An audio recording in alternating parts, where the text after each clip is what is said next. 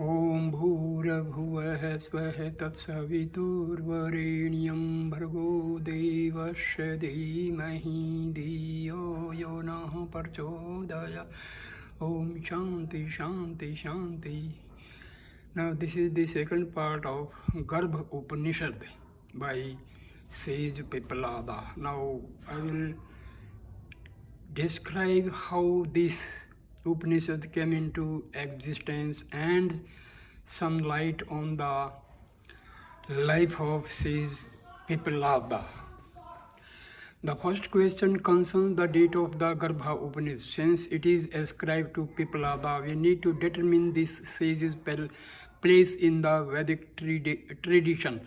Although it is believed that the text may not be as old as the sage, Pippalada is also the instructing sage of the Prashna Upanishad and the author of the Atharvaveda Sakha, named after him, Pippalada Sakha. As a principal arranger of the Atharvaveda, he should be assigned to at least the middle of the second millennium BCE, if the Rigveda is to be taken to be no later than 2000 BCE, as it is suggested by hydrological evidence related to the drying up of the Saraswati river around this time, and the fact that Rigveda celebrates this river as the great river of its time, flowing from mountains to the sea.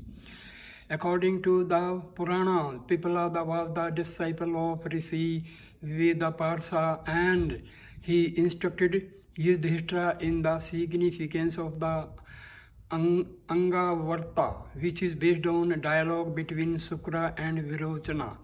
The physiological knowledge in the Garbha Upanishad is consistent with that found in the oldest Upanishad.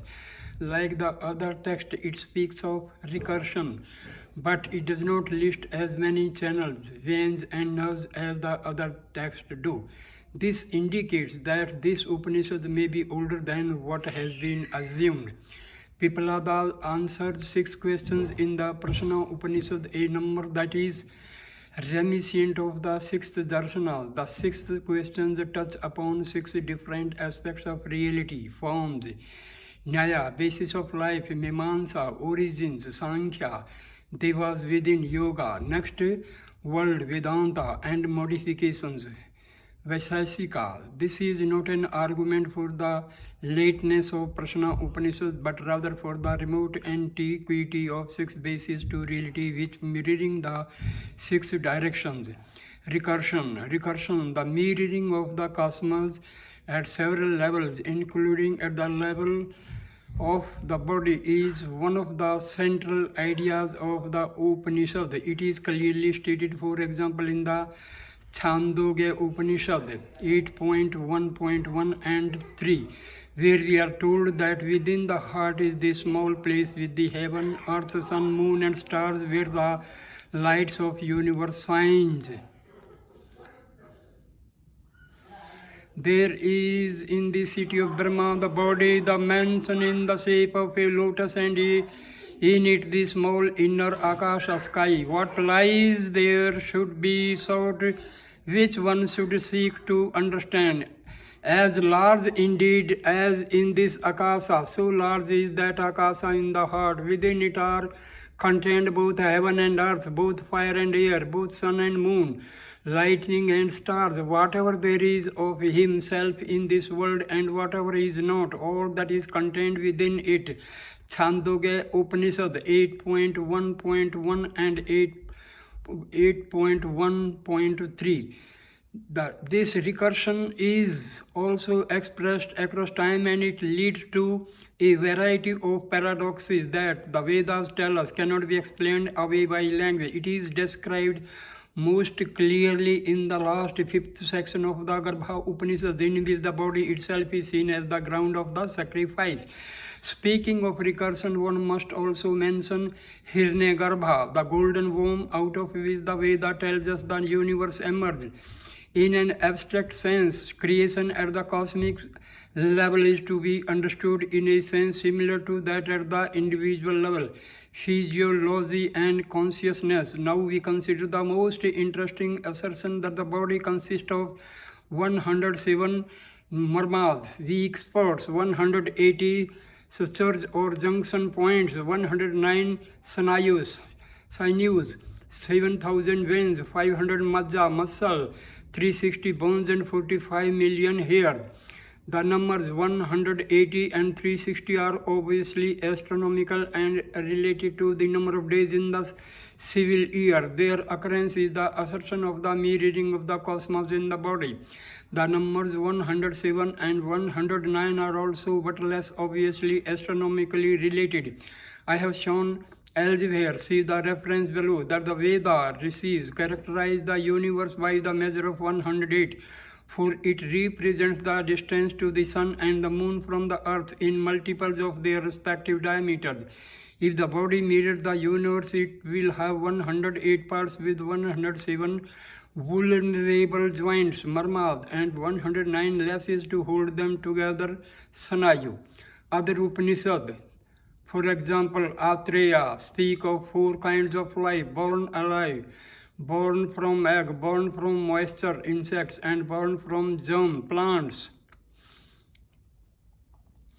These are born of eggs, of worms, of moisture, and sprouts, namely horses, cattle, men, elephants, and all creatures that there are that move or fly, and those that do not move. All these are guided by consciousness and supported by consciousness. The basis is consciousness.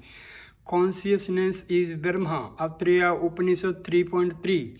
Consciousness is not taken to exist only in the human life but in all life. Channel in the body, nerves. The count of 700 channels does not go to the usual details that are to be found in other Upanishads. Thus, Pippalada instructs Asalvarayana in Personal Upanishad 3.6. Here there are 101 channels. Each of these has 100 more. Each further has 72,000 branching channels, through which the Vyana, breath, courses. Personal Upanishad 3.6. This means that the total number of channels, veins, equals 77 crore 27 lakh. No, this is 727210201.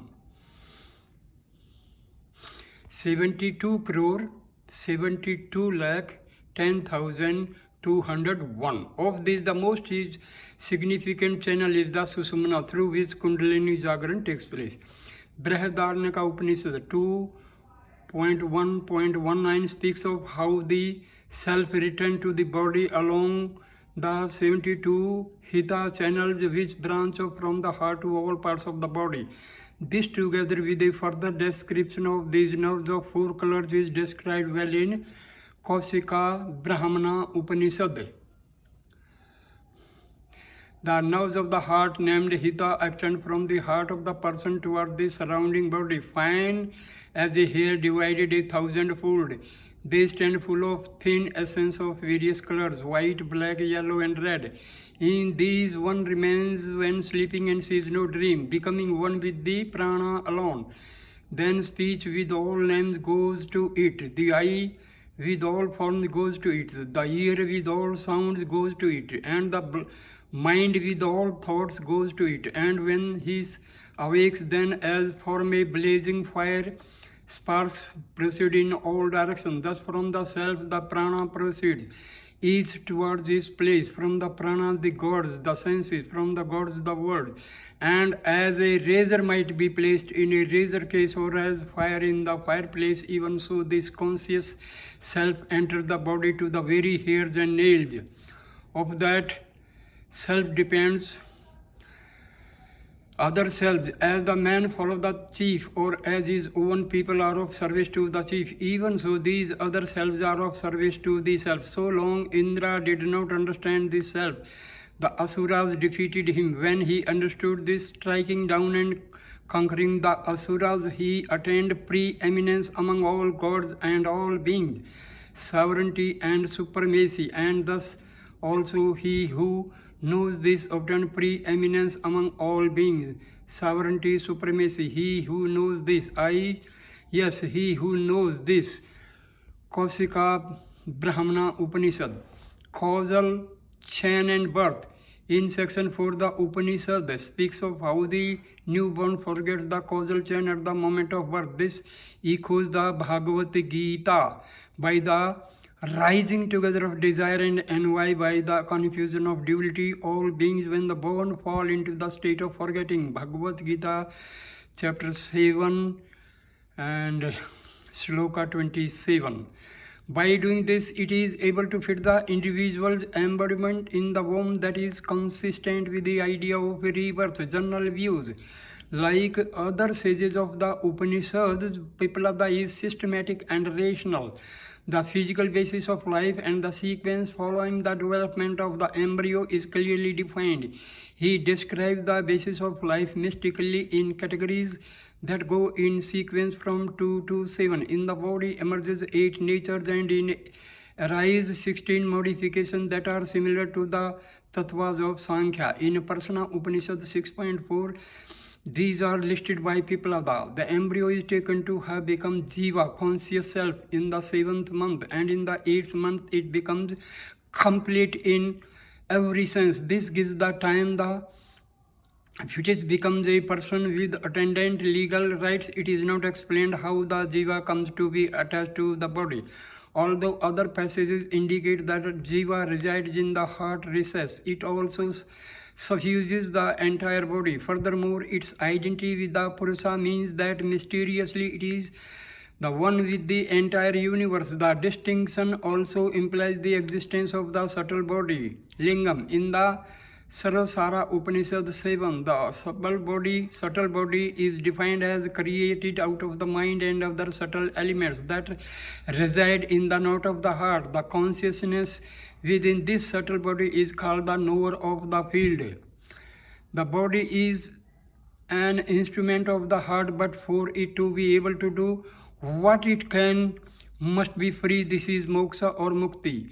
Mass ratios. The conversion ratio in the last section of the Upanishad are from some Western philosophers' book. So here ends this part of Upanishad Garbha. Thank you, dear friends. Please like, comment and share this video and subscribe my channel. Thank you. Om Shanti Shanti Shanti.